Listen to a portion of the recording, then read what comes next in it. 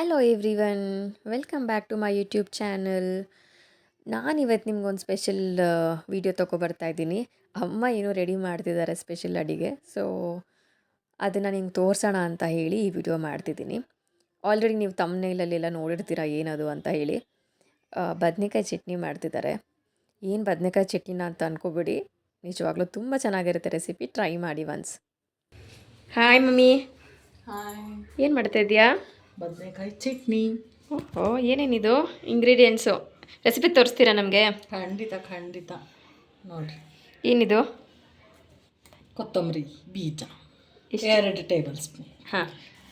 ಜೀರಿಗೆ 1 table spoon. ಬೆಳ್ಳುಳ್ಳಿ 1 table spoon. ಹಾಂ. ಟೊಮೆಟೊ ಒಂದು 5. ಹಾಂ. ಸಣ್ಣದಾದರೆ 6. ಹ್ಞೂ. ಕರಿಬೇವಿನ ಸೊಪ್ಪು. ಹ್ಞೂ. ಬದನೆಕಾಯಿ ಹೆಚ್ಚಿಟ್ಕೊಂಡಿರೋದು ಎಷ್ಟು? ಅದು ಸಣ್ಣ ಸೈಜ್ದು ಒಂದು 6. ಓಕೆ, ಸರಿ. ಈಗ ತೋರಿಸ್ತೀರಾ ಹೇಗೆ ಮಾಡೋದು ಅಂತ? ಹ್ಞೂ.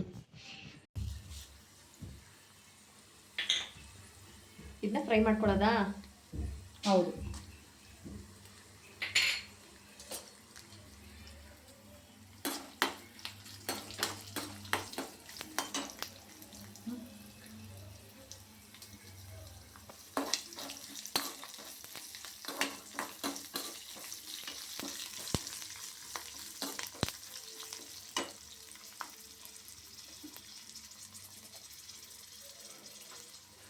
ಈಗ ಹಿಂಗು ಸ್ವಲ್ಪ ಚೆನ್ನಾಗಿರುತ್ತೆ ಹಾಕಿದ್ರೆ. ಹಾಂ. ಈಗ ಟೊಮೆಟೊ ಸೇರಿಸ್ಕೊಳ್ಳೋಣ. ಹಾಂ.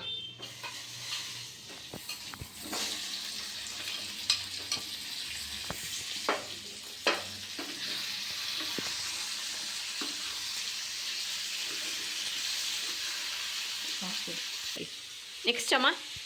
ನೆಕ್ಸ್ಟು ನಾನು ಆಗಲೇ ತೆಗೆದಿಟ್ಕೋಬೇಕಾಗಿತ್ತು, ಮರ್ತೋಗಿದ್ದೆ. 2 ಹಸಿಮೆಣಸಿನ್ಕಾಯಿ, 2 ಒಣಮೆಣಸಿನ್ಕಾಯಿ, ಜೊತೆಗೆ ಒಂದು ಸ್ವಲ್ಪ ಹುಣಸೆ ಹಣ್ಣು. ಎಷ್ಟು ಬೇಕು ಟೇಸ್ಟಿಗೆ ಅಷ್ಟು ಹಾಕ್ಕೊಳ್ಳಿ. ಸ್ವಲ್ಪ ಕಮ್ಮಿನೇ ಹಾಕ್ಕೊಳ್ಳಿ, ಯಾಕಂದರೆ ಟೊಮೆಟೊ ಹಾಕಿರ್ತೀವಲ್ವ, ಅದರಿಂದ ಕಮ್ಮಿನೇ ಹಾಕ್ಕೊಳ್ಳಿ. ಸ್ವಲ್ಪ ಚೆನ್ನಾಗಿ ಬಾಡಿಸ್ಕೋಬೇಕು. ಈಗ ಇದಕ್ಕೆ ಸ್ವಲ್ಪ ಕಲ್ಲುಪ್ಪು. ಹಾಂ.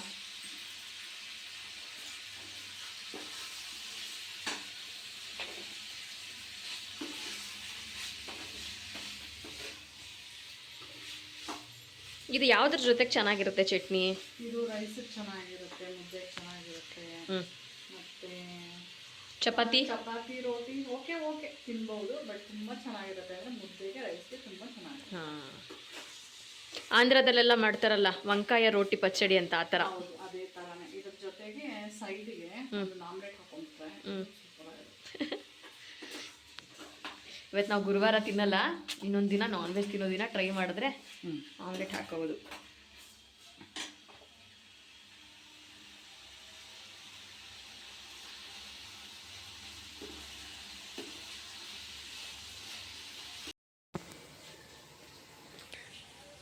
ಮಾ, ಎಲ್ವರೆಗೂ ಬಂತು ಚಟ್ನಿ?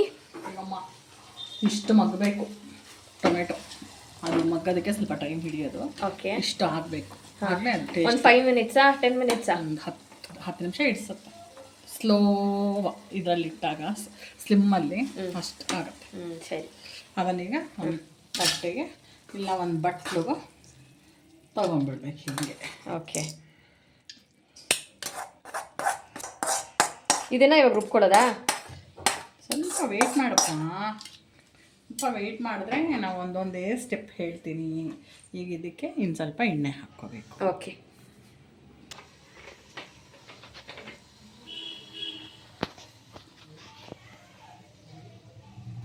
ಎಣ್ಣೆ ಹಾಕ್ಕೊಂಡಿದ್ದೀನಿ. ಎಷ್ಟು ಎಣ್ಣೆ ಹಾಕಿದ್ದೀರಾ? 2 ಸ್ಪೂನ್ ಹಾಕ್ಕೊಂಡಿದ್ದೀನಿ. ಓಕೆ. ಸ್ಪೂನ್ ಅಂತ ಅದಕ್ಕೆ ಹಚ್ಚಿಟ್ಕೊಂಡಿರೋಂಥ ಬದನೆಕಾಯಿನ ಹಾಕ್ಕೊಂಡ್ಬಿಟ್ಟು ಅದನ್ನು ಕೂಡ ಚೆನ್ನಾಗಿ ಫ್ರೈ ಮಾಡ್ಕೋಬೇಕು. 2 ಸ್ಪೂನ್ ಎಣ್ಣೆ ಹಾಕಿದ್ನಲ್ವಾ, ಈಗ ಅದಕ್ಕೆ ಹಚ್ಚಿಟ್ಕೊಂಡಿರೋ ಬದನೆಕಾಯಿ ಹಾಕಿ ಚೆನ್ನಾಗಿ ಫ್ರೈ ಮಾಡ್ಕೋಬೇಕು. ಓಕೆ. ಫ್ರೈ ಮಾಡ್ತಾ ಮಧ್ಯದಲ್ಲಿ ಕೊತ್ತಂಬರಿ ಸೊಪ್ಪು ಇದಕ್ಕೆ ಸೇರಿಸ್ಕೊಂಡ್ಬಿಡ್ಬೇಕು. ಸರಿ. ಓಕೆ. ಚೆನ್ನಾಗಿ ಬೆಂದಿದೆಯಾ? ಇನ್ನೂ ಬೇಯಬೇಕು ಸ್ವಲ್ಪ. ಅದು ಸ್ವಲ್ಪ ಚೆನ್ನಾಗಿ ಮೆತ್ತಗಾದರೆ ಟೇಸ್ಟು ಚೆನ್ನಾಗಿರುತ್ತೆ. ಓಕೆ. ಇಲ್ಲಾಂದರೆ ಸಿಮ್ಮಲ್ಲಿ ಇಟ್ಕೊ ಬೇಯಿಸ್ಕೋಬೇಕಾ? ಹೌದು, ಸಿಮ್ಮಲ್ಲಿ ಇಟ್ಕೊಂಡೇ ಬೇಯಿಸ್ಕೋಬೇಕು. ಕೈಯಲ್ಲಿಟ್ಟರೆ ಅದು ಬೇಯಲ್ಲ, ಬೇಗ ಕಪ್ಪಗಾಗ್ಬಿಡುತ್ತೆ. ಸೀದೋಗುತ್ತೆ, ಟೇಸ್ಟು ಚೆನ್ನಾಗಿರಲ್ಲ. ಅದರಿಂದ ಸಿಮ್ಮಲ್ಲಿ ಇಟ್ಕೊಂಡು ನಿಧಾನವಾಗಿ ಮಾಡಿದ್ರೆ ಚೆನ್ನಾಗಿರುತ್ತೆ. ಓಕೆ ಅಮ್ಮ, ನೆಕ್ಸ್ಟು ತಣ್ಣಗಾಗಿದೆ ಇದೆಲ್ಲ? ಎಲ್ಲ ತಣ್ಣಗಾಗಿದೆ. ಈಗ ಗ್ರೈಂಡ್ ಮಾಡ್ಕೊಳ್ಳೋಣ.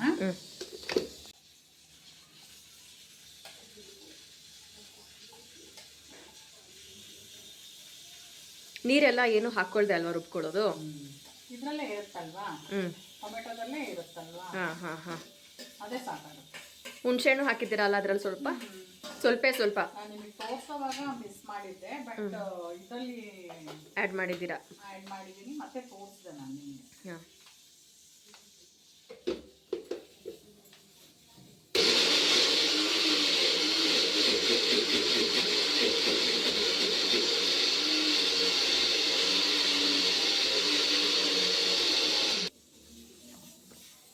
ಓಕೆ.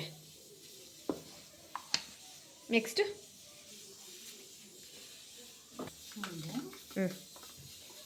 ಸಣ್ಣದಲ್ವಾ ಜಾರು, ಅದಕ್ಕೆ ನಾನೇನು ಮಾಡ್ತೀನಿ, ಒಂದು ಸ್ವಲ್ಪ ತೆಗೆದ್ಬಿಟ್ಟು. ಓಕೆ. ಸೊ ಫಸ್ಟು ಟೊಮೆಟೊ ಅದೆಲ್ಲ ಬೇಯಿಸ್ಕೊಂಡಿರೋದು ರುಬ್ಕೊಂಡು ಲಾಸ್ಟಲ್ಲಿ ಸ್ವಲ್ಪ ಬದನೆಕಾಯಿ ಹಾಕ್ಕೊಂಡು ರುಬ್ಕೋಬೇಕು. ಹೌದು, ಜಾರ್ ಚಿಕ್ಕದಾಗಿರೋದ್ರಿಂದ ಸ್ವಲ್ಪ ಇದನ್ನ ತೆಗೆದಿಟ್ಕೊಂಡು ಇದಕ್ಕೆ ಹಾಕಿ ರುಬ್ಕೋತಾ ಇದ್ದೆ.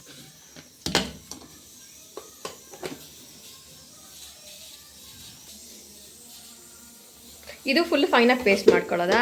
ಇಲ್ಲ, ತರಿಯಾಗಿ ಸ್ವಲ್ಪ.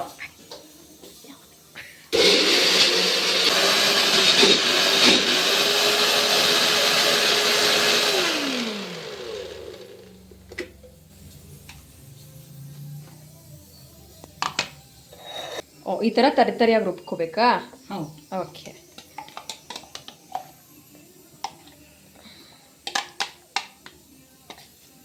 ಅದು ಆ್ಯಕ್ಚುಲಿ ತಿನ್ನಬೇಕಾದ್ರೆ ಅದು ದಪ್ಪ ಅದರಲ್ಲಿ ಪೀಸಸ್ ಸ್ವಲ್ಪ ಸಿಗ್ತಾ ಇದ್ರೆ ಚೆನ್ನಾಗಿರುತ್ತೆ ಬದನೆಕಾಯ್ದು ಅಲ್ವಾ ಟೇಸ್ಟು?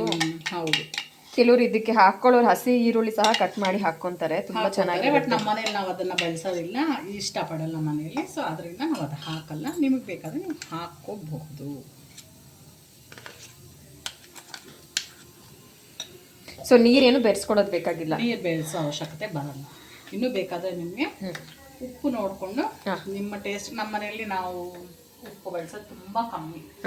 ನಿಮ್ಗೆ ಬೇಕಾದರೆ ನಿಮ್ಮ ರುಚಿಗೆ ತಕ್ಕಂಗೆ ಹಸಿಮೆಣಸಿನ್ಕಾಯಿ ಆ್ಯಡ್ ಮಾಡ್ಕೋಬೋದು, ಮೆಣಸಿನ್ಕಾಯಿ ಆ್ಯಡ್ ಮಾಡ್ಕೋಬೋದು, ಖಾರಕ್ಕೆ ತಕ್ಕಂಗೆ ನಿಮ್ಗೆ ಹೆಂಗೆ ಟೇಸ್ಟಿಗೆ ಬೇಕೋ ಹಂಗೆ ಆ್ಯಡ್ ಮಾಡ್ಕೋಬೋದು. ನಮ್ಮ ಮನೇಲಿ ನಾವು ಅದನ್ನೆಲ್ಲ ಕಮ್ಮಿ ಬೆಳೆಸ್ತೀವಲ್ಲ, ನಮಗೆ ಈ ಕನ್ಸಿಸ್ಟೆನ್ಸಿ ಓಕೆ ನಮಗೆ.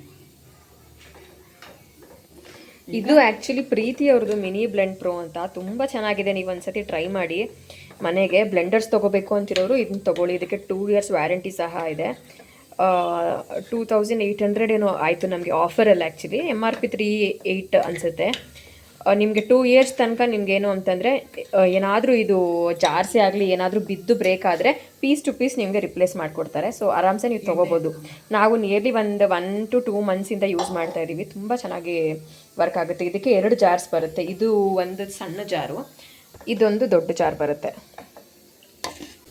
ಈಗ ಒಗ್ಗರಣೆಗೆ ಸ್ವಲ್ಪ ಸಾಸಿವೆ,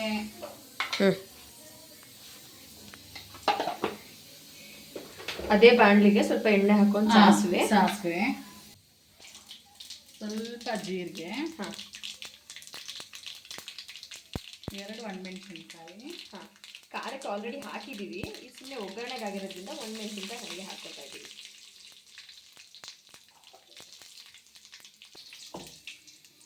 ಈಗ ಒಗ್ಗರಣೆ ಹಾಕ್ಕೊಬಿಡೋದು ಚಟ್ನಿಗೆ.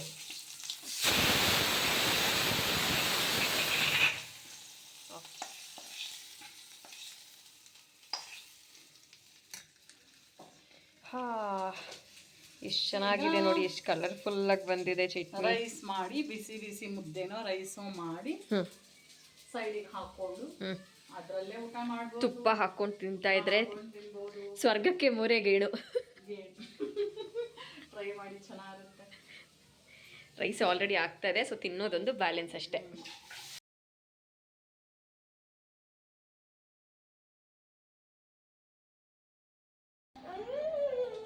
ಎಮ್ಮಿ ಸೂಪರ್. ಕಲ್ಪಂತಿದ್ದಮ್ಮ ಇದೆ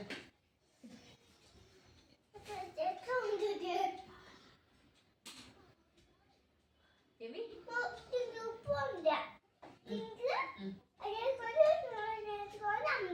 ಬಾగుಂదా